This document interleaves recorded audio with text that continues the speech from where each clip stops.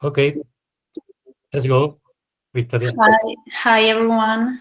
Thank you for sharing this, for joining this session today. We have Dr. Jane Scarrow, who is a geologist and a professor at the University of Granada. She will be sharing with us practical tips to improve readability, clarity, and confidence for users of English as a foreign language, focusing on manuscripts, talks, and posters, as well as on bilingual teaching and CVs. We encourage you to open your microphones and ask questions at the end of each section and to participate freely. So thank you, Jane, again for being here, and we can start whenever you are. Thank you very much, Vicky, for the introduction, and also to Nicolas and Danielle for the invitation to participate in this course. So I'm going to share my screen now.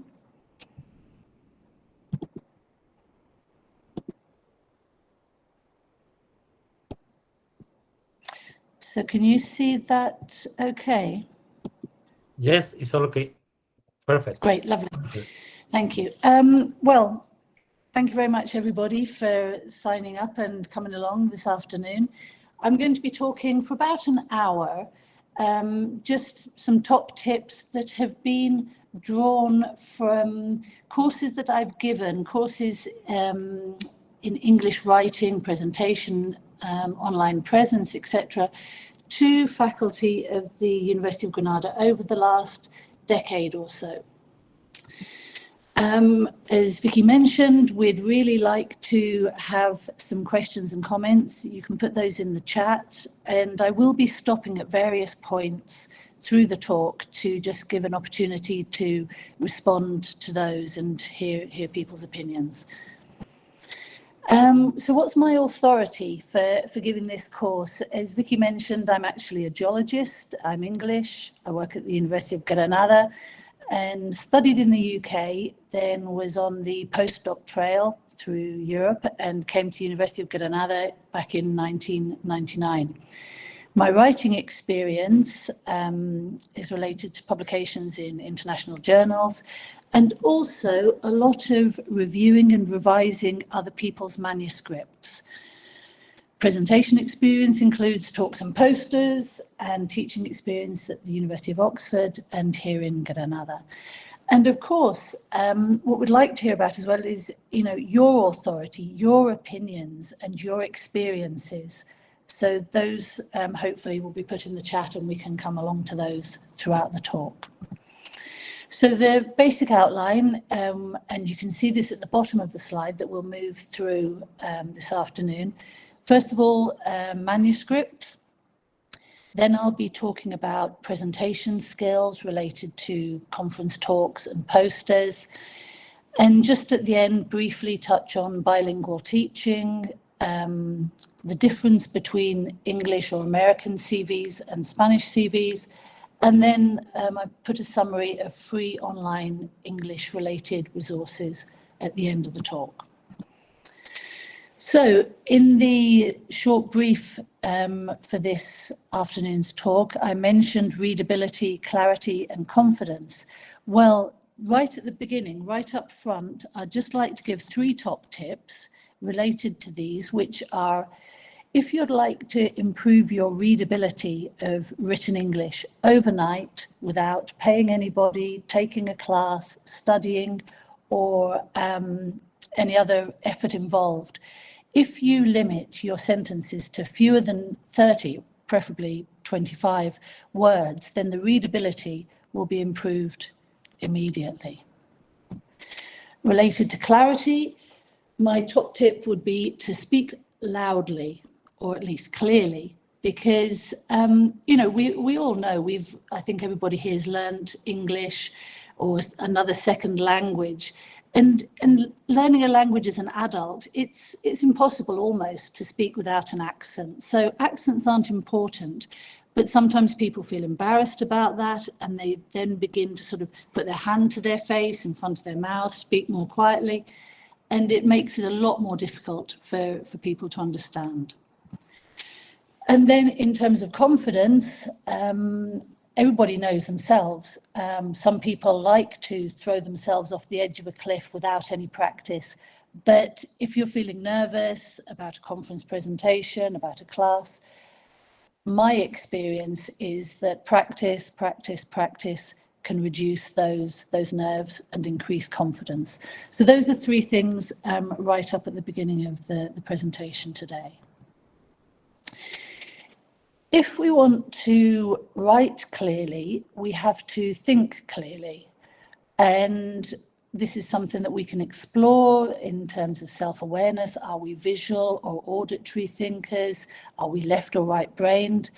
And to have a growth mindset related to this and aim to improve. And I would recommend the writings, the books of Edward de Bono related to this subject. And another way that we can come to write more clearly is to read good writing, whether that's in journals such as Science, Nature, other publications, newspapers such as The Guardian and the New York Times, or novels such as by George Orwell, Bill Bryson, or others. So those would be two recommendations for writing more clearly. Okay, so that's really the end of my brief introduction. I don't know, Vicky, if there have been any comments or questions in the chat yet. No. Okay, great. No. Well, let's continue on then to talk about manuscripts and writing in English. So I would suggest that everybody find a style guide that they like and then use it. This is a book, it's a very small book, very old book written decades ago by two Americans, Strunk and White, The Elements of Style. But it's very informative, very useful little publication. And I would recommend this to people just to sort of check particular points of style when writing in English. So if we're talking about manuscripts, and my background is in science, this would be the typical layout of a geological manuscript, for example. And, here I'm not really going to go into any detail about the content of these different parts of a manuscript. What I'm going to talk about more is structure, how to structure them. And in terms of a manuscript as a whole, the only thing that I would underline really is the idea that anything above the line there between results and discussion should be descriptive, should be factual. And then anything that comes below the line, that can be interpretative. So that would be the only main point I'd make about manuscripts as a whole. And I'd like to now just sort of focus in thinking about how to write an abstract, how to write an introduction. Okay, so this is a summary taken from Nature, the journal, and it explains how to write a longer 500 word or so abstract. And of course, this can be cut down and scaled back for an abstract to 100 words, 200 words for a conference or publication. So they suggest 1 or 2 sentences of basic introduction, 2 or 3 of more detailed background, 1 sentence in the middle there that states the general problem, and then a sentence summarizing the main result. So starting broad, moving into the specific result, and then moving out again, comparing the result with what was previously thought, putting it in a broader context, and then having that overall form for the abstract. And I always find that if I follow this sequence, an abstract almost writes itself. So that's something that this PDF will be uploaded, I hope, to the site, so you can take this information away. Now, the next few slides related to the structure of an introduction and the structure of paragraphs come from the presentation of a colleague and friend of mine, Andrew Kowalski, who works in the Department of Applied Physics at the University of Granada. And he's participated in several of my core English courses. And these are some ideas that he has and he's presented. So for the introduction, he suggests having 4 main themes or 4 paragraphs. One, the first, to set the stage, frame the big picture of why the research is being done. Then the next paragraph, what has been done up to present. Then thirdly, what is missing from the state of knowledge. And finally, what the objectives, methods, and data of the paper are that are going to respond to this gap in the knowledge that's been highlighted in the 3rd paragraph.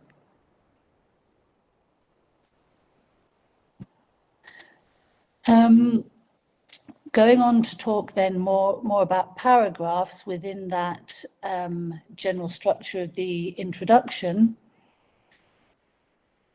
An article should really be structured in a narrative that has a beginning, middle, and an end. And within this, the paragraph being the unit of composition. And this is something that comes from that book, that style guide I just mentioned, Strunk and White. Why should the reader be interested? What did you find? Why is it important? And what to do next? And if you can link all those through the text of the manuscript with a common theme, that aids the reader to follow the story and engage them in the results that are being presented. Also by more information from Andrew Kowalski, he pays a lot of attention within this idea of the paragraph being the unit of composition to the structure within the paragraph. So the first sentence would be a topic sentence, and this has a specific and powerful role because it states the theme of the paragraph. And a good way to test if the structure of your paper is working within a paragraph layout would be just to read the first sentence of every paragraph and see if the story can be followed without any loss of continuity. Following on from the first sentence in the paragraph, you then have the main theme, the main body, that nothing that's in that paragraph is not related to the first topic sentence. And then finally, the last sentence is also powerful. It can either sum up and relate to the theme that was mentioned at the beginning, or it can link through to the next theme for the topic sentence of the following paragraph. And what Andy suggests is that people actually, when they're writing within the document, the Word document or whatever, use colours. This is an example from one of his papers, to highlight these different roles of the sentences within the paragraph. Topic sentence, main body of related information, and then final linking paragraph sentence that connects to the next theme in the structure. Just a quick note here on figures and how to present them in the main text, again from Andrew. Rather than just stating what is in the figure, which is something that any reader can see by looking at it, it's much clearer, it's much more informative to interpret the figure when it's being cited in the main body of the text. And these are 2 examples of how and how not to do that. Okay, and I've just included here within the manuscript section a short checklist to think about when submitting a manuscript. Thinking about titles, does it tell the reader my main conclusions? Have I spell and grammar checked the document? Do I have any sentences that are excessively long? Do I have any excessively long paragraphs? And these next 2 maybe are more directed to Spanish writers of English. If I were to pick out one word that causes more problems for Spaniards writing English than any other, I think it would be the small word of, such as in the father of Juan. everybody would know what you meant, but it would be more correct to say Juan's father. So I would suggest searching and rephrasing that little word of. And in the same way, search and check the word the, because I know as an English writer of Spanish that I forget to put the the's in. I forget to put the els and the las in. So that's something that happens in the opposite direction for me that I'm aware of. And finally, going back to the structure of the paper, that line between the results and the discussion section, is there any interpretation before the discussion section, is something that could be checked. Okay, so that quite briefly brings us to the end of the section on writing and manuscripts. It really is just highlighting top tips from the courses. Are there any comments or questions yet, Vicky, related to that? Yes, here Pedro shared a link to the English Style Guide by University of Granada. Oh, great. Okay, thank you. That would be quite interesting, I think, if before we close the meeting, we could save the chat, because I imagine that people will put comments and information in there. Yes, it is recorded along with the talk. Perfect. Okay, yes. That's great. At the very end of the talk, in the section on online resources, I do mention some style guides that you can check online, but I didn't have the University of Granada one, so that's great to have that added to the collection. Thank you. Shall we continue? Yes, that's all okay. by now in the chat box. Great, thanks, Vicky. Okay, so moving on to think about some top tips related to presentations and talks. There's something that a lot of the participants in the courses that I teach say at the beginning of their presentations is, sorry for my English. And I always say to them, I don't think it's a good idea to start a presentation with an apology. When I get up to speak in Spanish in whatever context, I don't start by apologizing for my Spanish. And I think that, the majority of the people in the room that you're speaking English to don't speak two languages. So I don't really feel that there's any need to apologize. Nevertheless, people have insisted that they do like to say this, and they would like to say something at the beginning of their talks. So between us, with various courses, various participants, we've come up with this phrase that doesn't put the person at an disadvantage, but it asks the audience for their patience, and it highlights that English is not the speaker's native language. So this is something that could potentially be used instead of starting by saying sorry for my English, which I don't think anybody should feel they have to say. Anyway, that's an opinion. Okay, so for talks, here's a little comic from PhD Comics, which has quite a lot of funny, interesting information, and it compares how you planned your talk to how it actually goes. So that shouldn't be really the case with planning and practice. My advice would be, when giving a talk, tell them what you're going to tell them and why, tell them, and then tell them what you've told them. And in that way, people know what to expect, and it's much easier in a way for them to absorb the information that's being given to them. Thinking about talks and timing, really important to stick to the limit.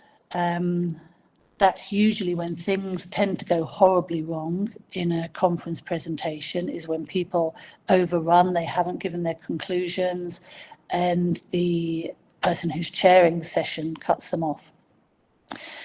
And not cut into question time, of course. I know that probably for many people, the nerve-wracking part of presenting at an international conference wouldn't necessarily be giving the talk, because you can stand up and give the talk, and that's fine. It's the questions at the end, whether it's a case of, understanding the questions or not being able to answer the questions. But that's really where the added value of participating in conferences comes from that feedback. So it's really advisable not to use the question time for the talk. So thinking about how to stick to time, 1 slide per minute is a pretty good rule. Maybe in a 10-minute talk, there's only really time for one main idea, and it might equate to around 4 double-spaced pages of A4 text. And this can be increased or reduced proportionally for longer or shorter presentations. As we said with the manuscripts, a talk needs a beginning, a middle, and an end. Slides should be uncomplicated, thinking about visuals, don't distract from the content.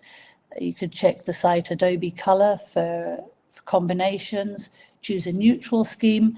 And in the conferences I've been to, participated in recently, they've suggested a light color background with dark as possible text with as much contrast as is possible.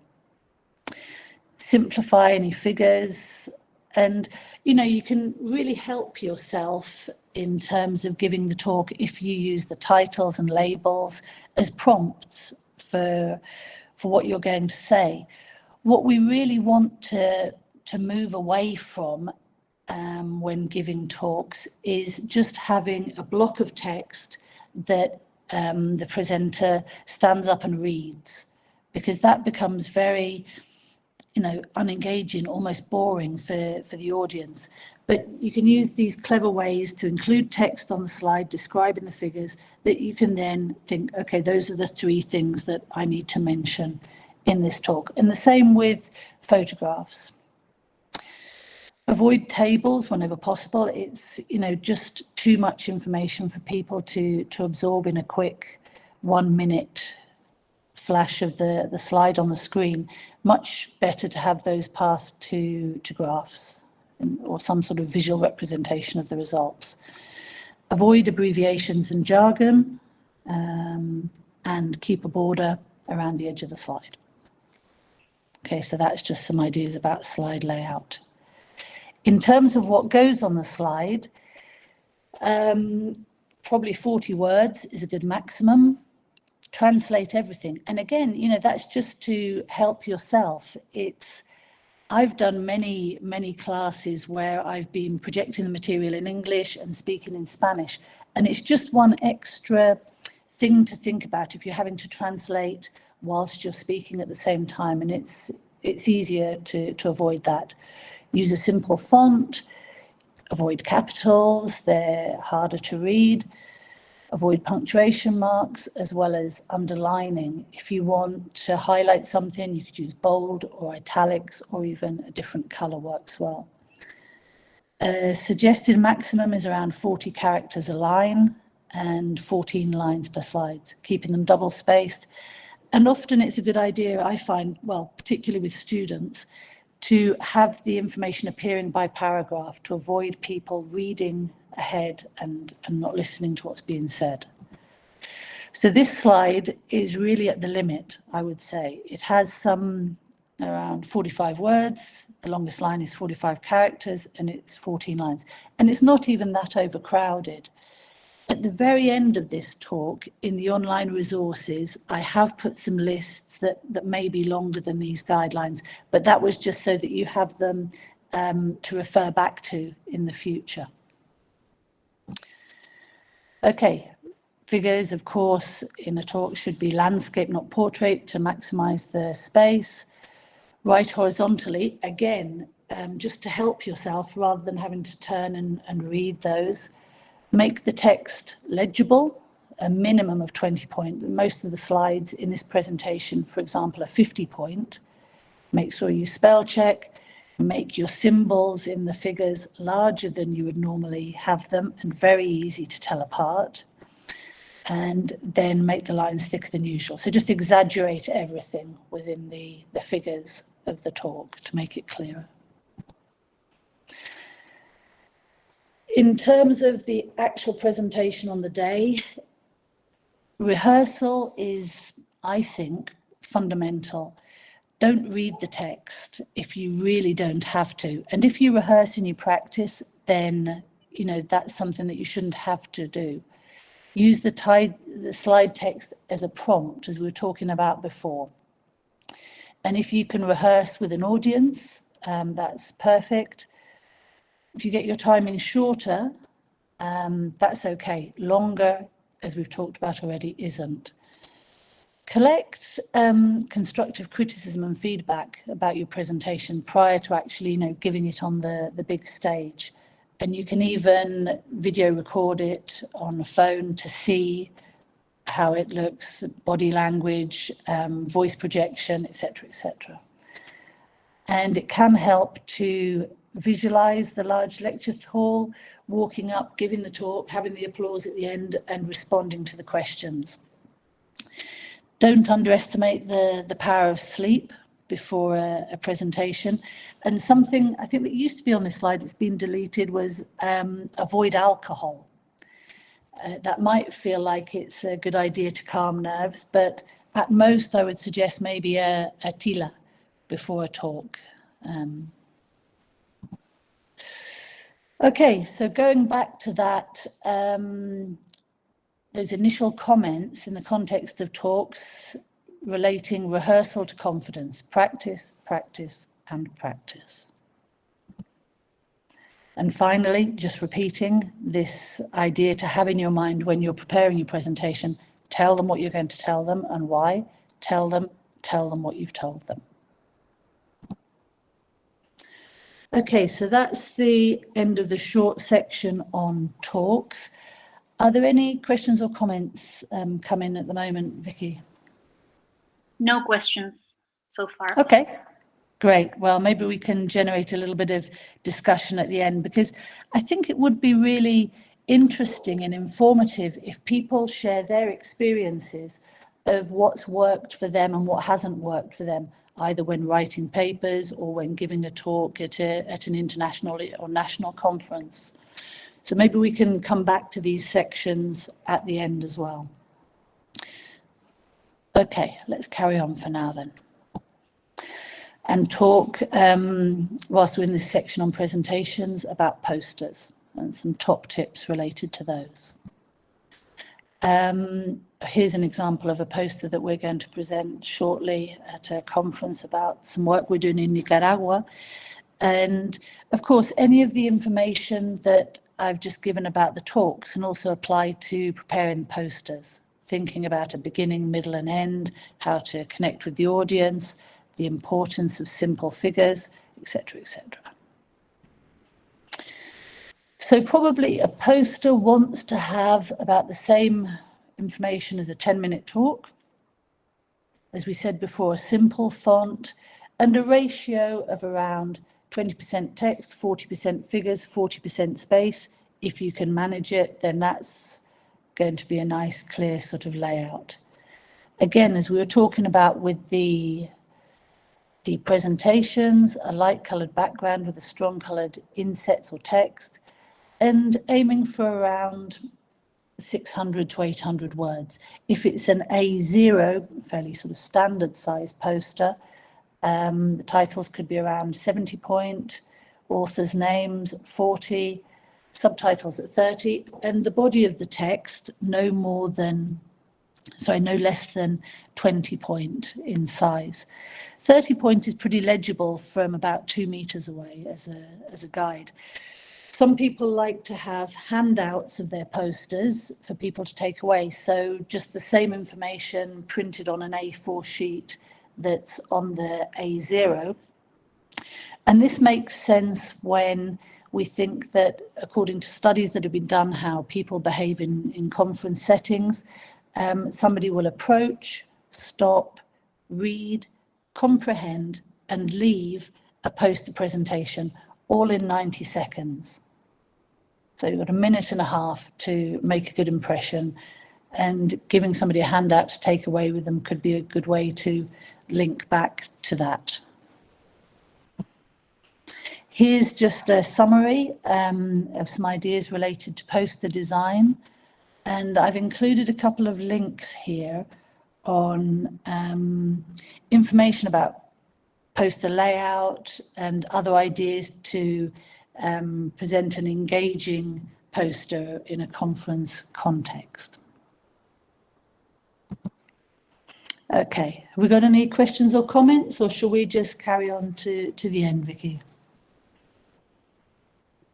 Yes, we have a question here by Wenceslao.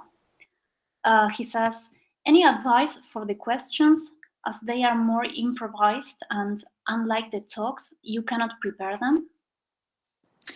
My advice for questions is always let the person who's answering the question speak, because there are 2 points to that. Often people, I feel, are quite nervous, and they're so keen to answer the question that they interrupt the person who's asking the question. So first of all, the longer the person who's asking the question speaks, the less time you have to speak. So that's always can be good if you're nervous in that context. Also, in British English, at least, I mean, I know in Spain it's really common that everybody speaks at the same time and everybody interrupts everybody else, and everybody's, it's almost like you're showing more interest the more you interrupt, because you can't contain yourself because what the other person said is so interesting. But in the context of answering a question in a conference, just let the other person speak the whole time, and when you're sure they've finished, then begin to answer the question. I don't think there's any problem at all asking for clarification, asking for the question to be reworded if you don't understand it. And of course, there's absolutely no shame whatsoever in not knowing the answer to a question. So, you may say, oh, I'm sorry, I don't know the answer to that. I'll follow it up and get back to you. I mean, that's absolutely fine. We do that in teaching when the students are, well, I do that in teaching when the students ask us questions, or in a conference setting. So those would be my main tips related to answering questions, I think. Let the person speak, ask for clarification if you need it, and don't worry too much if you don't actually know the answer. You could always have a few extra slides as well at the end of the talk that could be used as props and prompts for questions that you might expect to get. And Wenceslao says, thank you. And Blanca also wants to know, imposters specifically, is it better to write phrases in paragraphs or more dot-to-dot phrases, like a list? I think it's a question of personal taste, probably, or preference, Blanca, but I prefer bullet points, but other people prefer a continuous text. I think because time is so short and there's so much information on a poster, that bullet points make it easier for people to pull out those main results that you want to present, and also using colour to highlight main points within a phrase. So it's personal preference, but I think bullet points work better. It is here. Do you want to ask or say something? Yes, please. Well, thank you very much for all the advices. I would like to ask about specific words, because, for example, last day I was talking with a friend from UK, and I was talking about my title. He said to me that, for example, the word association is the meaning of the word is kind of different from the Spanish meaning. And he said to me, maybe it's better exploring, or so. Yeah, I would like to ask about a specific research word like association. Yeah, I mean, these words that are false friends, it's tricky, isn't it? I imagine that most people know the online resource word reference. If you want to check the meaning, the specific meaning of one way or the other, either English to Spanish, Spanish to English, or other languages, I always find that the site Word Reference, it's mentioned at the end in online resources, is a fairly reliable guide. Another way to check it would be to, put in Google a phrase in inverted commas and see how people use that word. Does that answer your question? Okay, yeah, thank you. Yeah, we'll come on to at the end in online resources to some examples of dictionaries that are particularly. I always think that the Merriam-Webster dictionary, it's an American English dictionary, is very good, gives very good definitions, very good examples of synonyms as well. If you're writing and you get stuck for a word, if you put in for synonyms in the Merriam-Webster, they often come up with good ideas for alternatives. But we'll come back to that at the end in the online part. Okay, shall we carry on for now? Yes, that's it. I only shared some links about word reference and Merriam-Webster that you mentioned. Oh, thanks, Vicky. Okay, so bilingual teaching. I know that the University of Granada, at least, is quite keen now for people to teach in a second language, whether that be English or Italian or another language.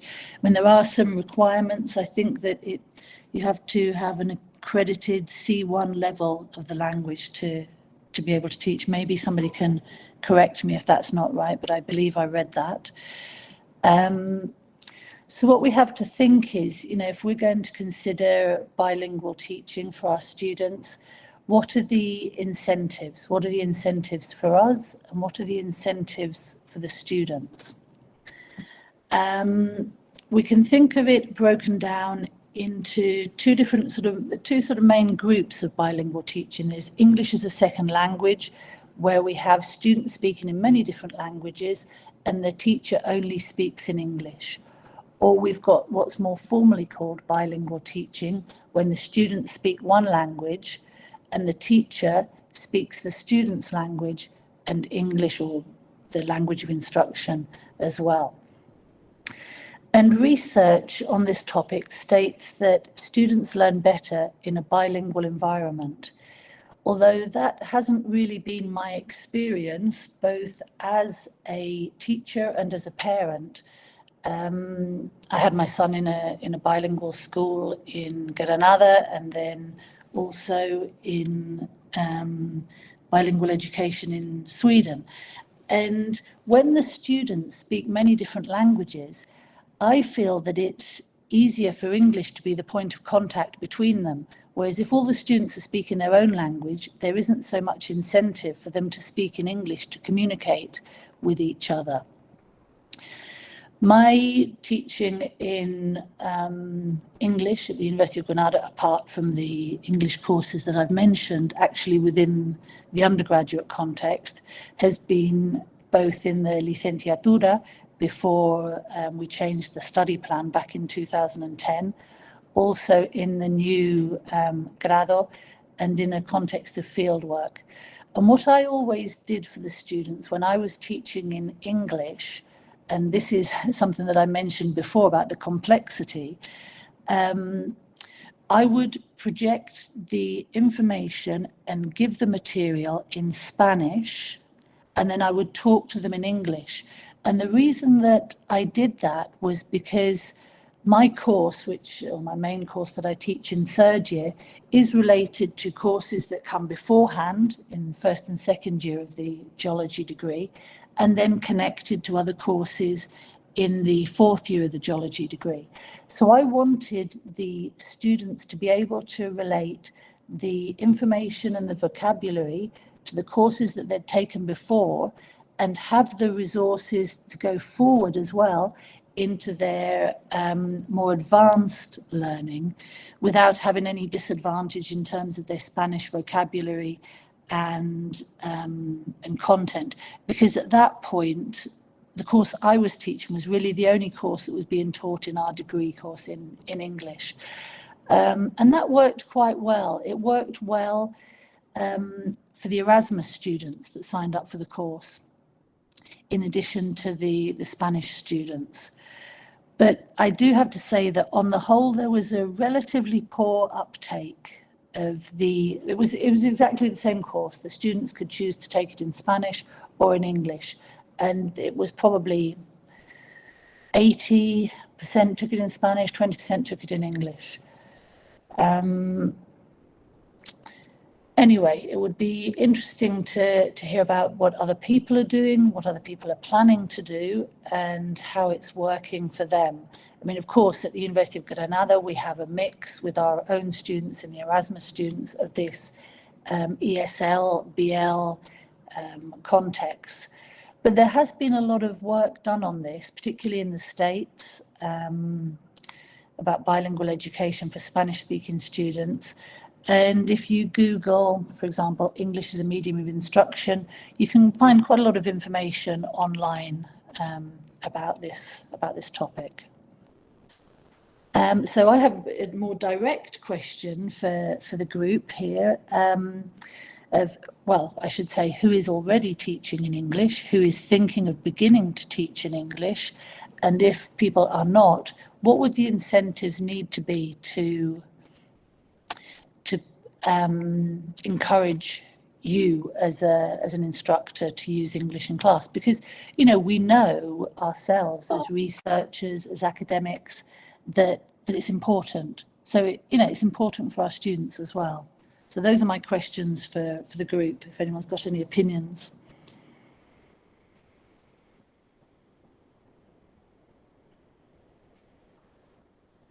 We have a comment here by Pedro, but it was written a few minutes ago.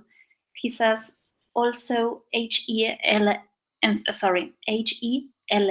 allows you to teach in English. I think that stands for Higher Education Lecturing Accreditation. Okay, good. Right, that's good to know. That's specifically for the University of Granada, is it? Yes, exactly. Here is a link, and he also says either C1 or HELA. Got it. Yeah. Okay. I'd read the C1 information. That's good to know. So, anybody got any opinions about this? Oh, maybe you want me to comment something about this HELA thing. It's something that is done in University of Vigo, and I think it was exported from Denmark. This is supposed to be useful for teachers that already have some knowledge in English, and is a test. Yes. Where the teacher only has to show his skills on teaching, not on the knowledge of the language itself. So they are supposed to answer some questions, or in some cases an email, or make a proposal, a research proposal, or something like that, in a couple of sheets or 200, 400 words, if I remember well, and then they have to teach for 7 to 10 minutes. And and then some questions from the jury or the committee or examination board. They get some questions from the examination board, and at the end you get this accreditation, and with this you can teach. Yes, it's sort of much more easy than C1. Yeah. Yeah, that's considerably easier than C1. Yeah, and it's actually I think it was exported from Denmark, but I think it's not a good idea to impose it here somehow, because there people, the average the people speaks much better than we do in English, and for them it's not a problem the language itself.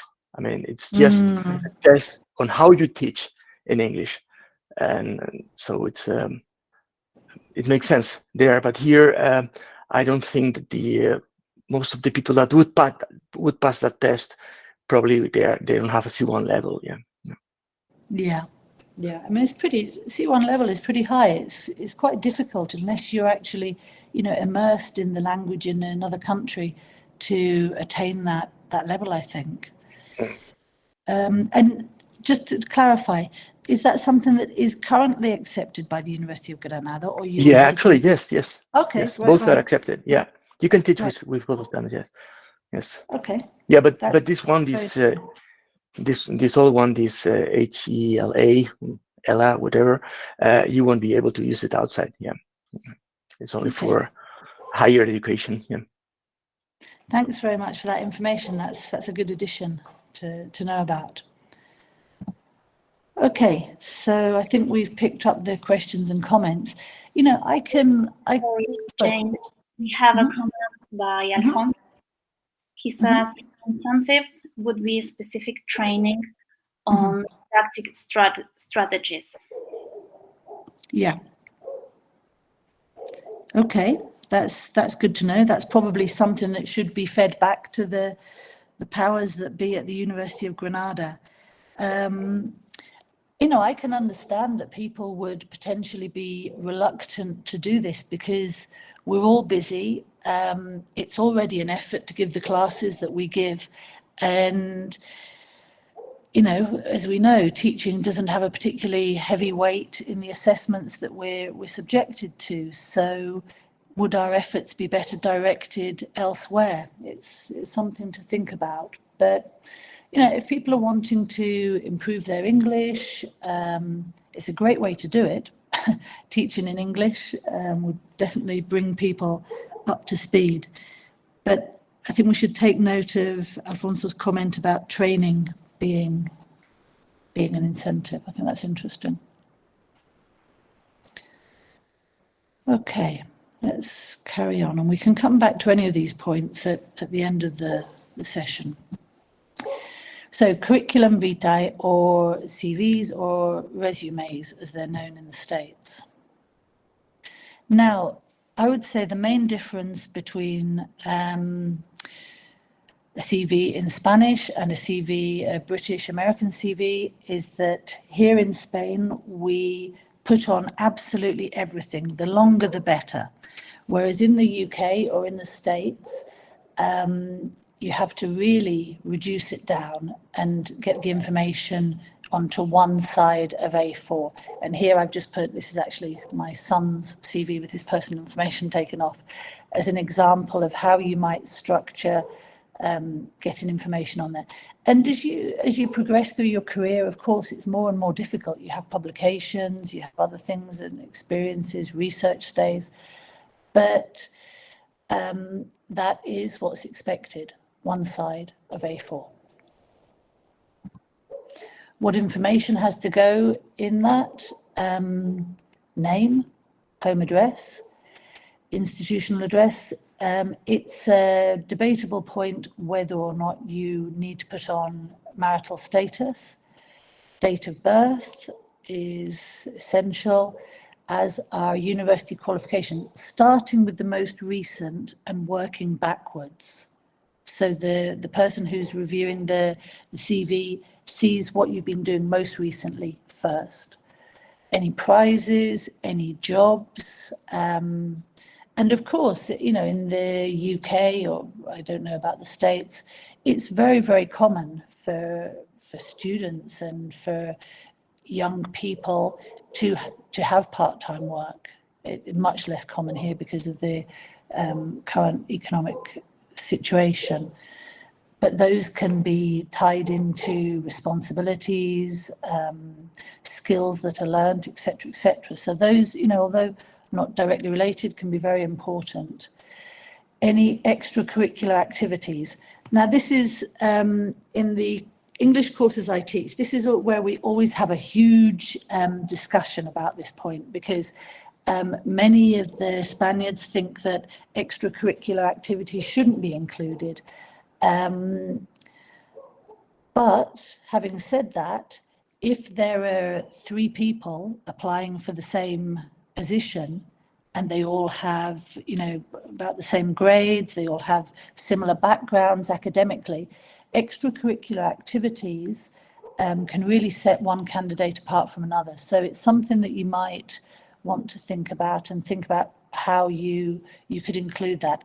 And I know, I mean, I'm sure that a lot of you are thinking, I don't have time for extracurricular activities, I'm too busy with my work. And that might be PhD students, it might be postdocs, it might be, lecturers or even professors. But certainly in a British and American context, it's something that's taken into consideration. In fact, I'll just give a very quick personal anecdote. My son recently had an interview, and in the whole of the interview, they didn't ask him about his academic grades at all. This was for a post graduation professional position. They didn't ask him at all about his qualifications. They only asked him about his extracurricular activities, volunteering, previous jobs he's had, etc., etc. So it really does have a lot of weight in some contexts. Depending on your stage of career, you may include all of your publications, but probably just the key ones, maybe the ones that have been most highly cited. Any skills such as languages should go in there. And of course, really important, the referees' contact details, requesting their permission, sending them copies of the application. And, it's something to consider carefully. Who is going to write a really good reference for you? It's their reputation on the line, and it's their opinion of you. And that can, again, make the difference between whether you're successful or not. Always tailor the application or the CV to the target position. If it's a grant proposal, you want to be emphasizing your potential to shine, your vision. You may do that through participation in international meetings, research days, experience. For a postdoc position, we all know what a research group wants. They want publications. In a specialty job, related, you might want to be demonstrating a solid, broad knowledge base, or in a non-speciality job, you may want to be emphasizing the applicability or the way in which you can use your skills in that other context. And, ultimately what you want to be asking yourself is, what will they want me to do? And show that you either have the experience or you have the potential to do that. Always a good idea to include a few keywords, and I put some links here that you can use for action verbs and power words for CVs. Use some of them, but don't use too many, and always give examples of why you're dynamic, why you're hardworking, why you're a team player, for example. Okay, any comments about CVs and resumes and content? No questions here on the chat box. Okay, that's quite interesting, because normally that's something that we have a lot of discussion about, but maybe at the end people will come back to that. So now, and we're almost coming up to the hour, I'm just going to go through quite quickly this final section on online resources. Okay, I won't read out everything that's on every slide because you've got that available. I'll just talk about the broader ideas and contexts of the material. Okay, so online resources. Here we've got some web pages that are specifically focused on English as a foreign language. There are actually some books for the first certificate and proficiency that are called top tips for first, etc., etc. And they're really good, small little condensed information. There's the BBC, the British Broadcasting Company, of course, Oxford University Press, and then a couple of other resources where you've got audio as well and other tests that you can do if you're thinking of actually, trying to accredit a C1 or other level, B1, B2, whatever. Just some ideas for listening, speaking and writing. I assume everybody knows about the TED Talks. BBC Radio 4 is particularly good. for very interesting sort of current affairs, documentary style presentations. Speaking, I put a website there for interchange, and then writing.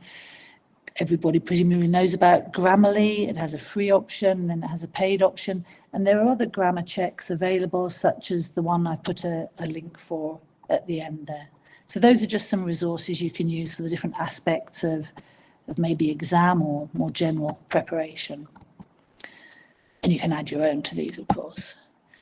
Dictionaries, somebody asked earlier about the specific use and the specific meaning of words in English and how they may vary compared to, you know, how they're used in Spanish. I highlighted word reference and Merriam-Webster. They've got audio pronunciation there as well, maybe American accent, but that's okay. And Cambridge and other free online dictionaries. Formatting and style guides that you can access online. Somebody mentioned that at the University of Granada, we have our own style guide, so that's great, it's in the chat. Again, I underline the Strunk and White and word reference. I think they're probably the most accessible, but there are some other North American-based resources there for people who are interested in that. And maybe we can talk, and maybe people could add their preferences to the chat. That would be really helpful for the group. Thinking about journal selection, coincidentally, there's a journal selection called Journal Author Name Estimator. You put in your abstract or some keywords, and it suggests which journal might be a good target for your work. And a similar thing with the Bison Open Access Journal Recommender. We're all now, with the ministry projects and European projects, thinking about open access publications. So these are two good resources to find relevant journals for those.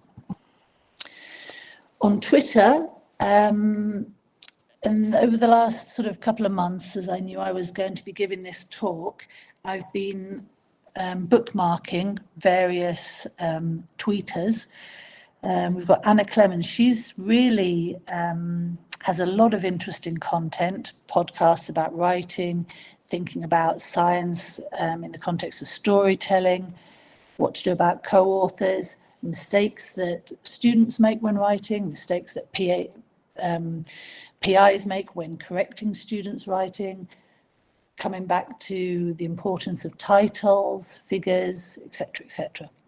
So I'd recommend, if you're on Twitter, following her. She also offers a free online training course. Then there are other people such as Lauren Ball. She's got a guide to writing articles, the Geostats guy, how to respond to peer review, Teddy Mitriosis, writing framework, and then Ruben Dario Palacio, thinking about and giving resources on writing a literature review. And, you know, there are hundreds more, but these were just some that came up in my Twitter feed over the last sort of couple of months that I thought were particularly relevant and useful. And then just finishing up, I've put this sort of collection of bits and pieces of other sites of interest that you can use. For example, if you just think, oh, I think I've got, you know, quarter of an hour, half an hour, I'd just like to practice my English, or I'd like to sort of have a look at something that's interesting. Here are a few sites where you could do that. Anything from, presumably a lot of people already know, FileShare. I would definitely recommend the Sketchfab 3D models. I used that a lot during the pandemic for teaching, a fantastic resource. And then there are some cartoons, information about film reviews and visualization, just some things that, you know, you can dip into for general interest when you've got a bit of free time and thinking about English. And then there's Khan Academy, of course, and the different MOOCs, Coursera, edX, where you can learn almost anything for free. Incredible resources we now have available. Okay, any questions or comments about that section in particular? We have a few questions here about the previous section on CV. Ali, for example, says, should we include our picture in CV?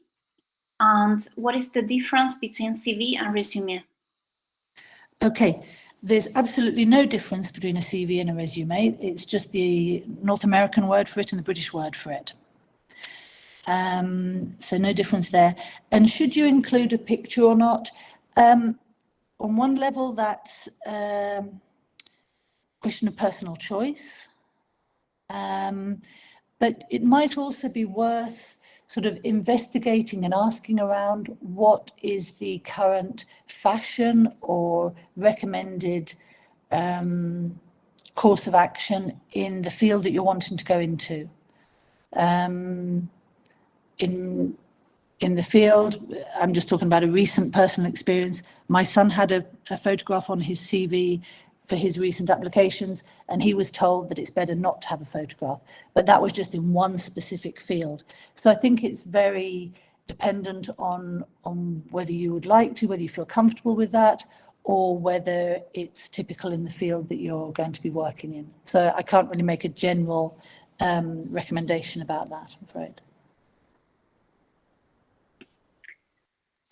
Also related to CVs, Thomas says, when deciding which publications to highlight in a CV, is it better to highlight those as first author, although with less citations, or is citation the main decider? Or maybe also the importance of the journal? I think it's a bit of a sort of triangle between those three, isn't it? I think you need a mix and a balance. So you don't want to only include references of publications where you're a second or third or fourth author. You need some first author publications on your CV to show that you also take the lead in research. And of course, you're wanting high impact, the highest impact journals possible. So I think, you probably need to include a mix of those 3 points and just make a selection based on that. So, not all first author if they're not in particular high journals, not all the highest cited, highest journals if you're not the first author on them, and just make a selection of the key ones. Related to the last section about resources, Rocio says, for me, Lingua is also a good resource to check English words in specific areas. It offers real examples of the use of some technical words within their specific context. I agree. Yes, I agree, Rocio, and I use Lingua sometimes, although it's probably worth, sometimes they do include kind of strange examples that aren't typical usage, so it might be worth checking those. Putting the example in inverted commas and putting it in Google and seeing how many hits you get for that to see if it is actually commonly used like that. But I think Lingua is a good resource, but sometimes it gives somewhat strange phrasing. I would just put that caveat in there. But yeah, I agree, it's good.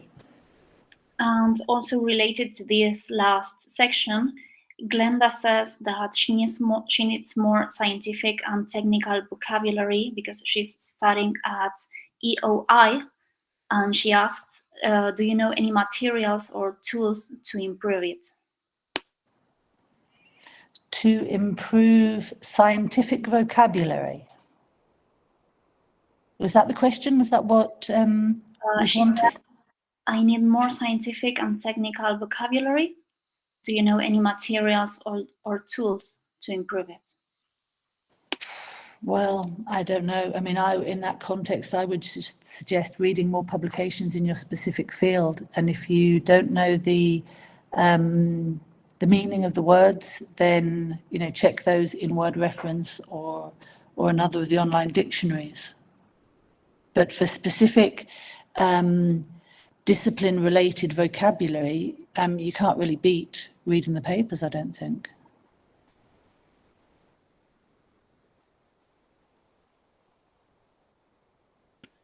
And we have also various comments on more, Glenda says thanks about that last question. And we have various other resources that some assistants are sharing here. Fantastic. That's really good to know. So, you know, really for me, that's all I wanted to share with you in the short time we've had today. And I just wanted to repeat what I said at the beginning about readability, short sentences, clarity, speaking loudly, and confidence, practicing and rehearsing. And that's it for the Whistle Stop Tour. I'm very happy to stay and answer questions that people might have at this point. Okay, we have a few more minutes.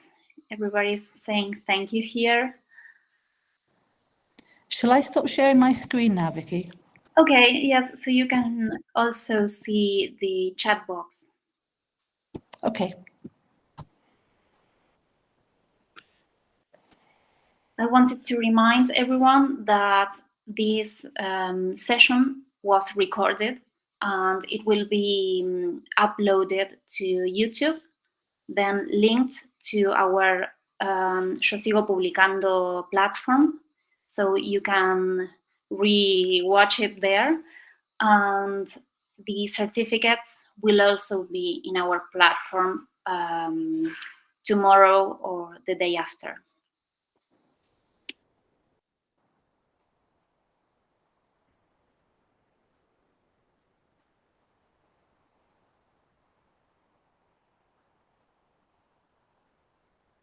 And people have my contact details there in the presentation if they would like to come back at some other point and with doubts or something that occurs to them. So. Yes, so